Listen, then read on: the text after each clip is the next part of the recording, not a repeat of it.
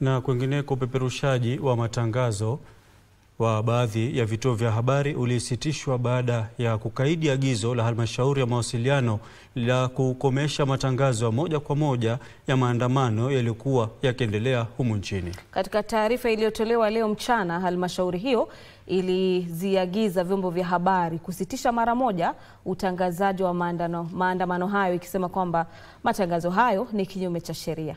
Ilidai matangazo hayo yanaweza kuchochea machafuko ya umma na kudhoofisha usalama wa taifa. Licha ya agizo la halmashauri ya mawasiliano, baadhi ya vyombo vya habari viliendelea kupeperusha mbashara matukio ya maandamano, hali iliyochochea hatua ya haraka ya udhibiti.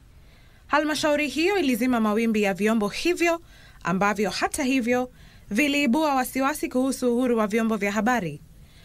Mashirika ya kitaaluma kikiwemo chama cha wahariri, chama cha wanasheria na mengine walikosoa hatua hiyo wakisema haifai. Kwenye taarifa mbalimbali, mashirika hayo yalisema hatua hiyo ni ukiukaji wa katiba na uhuru wa vyombo vya habari, mbali na kuwanyima wananchi haki ya kupata habari. Chama cha wahariri kinasema hatua hiyo inadhoofisha uangalizi wa kidemokrasia na kudunisha imani ya umma kwa asasi za serikali. Chama cha wahariri kinatoa wito kwa halmashauri hiyo kuondoa agizo hilo, la sivyo kitachukua hatua za kisheria. Nduta Mokami, Darubini.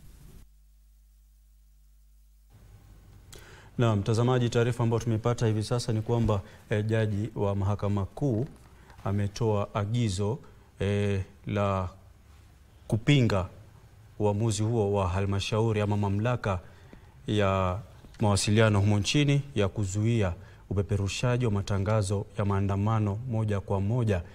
Kiufupi ni kwamba anasema vyombo vya habari vina haki ya kupeperusha matangazo hayo moja kwa moja.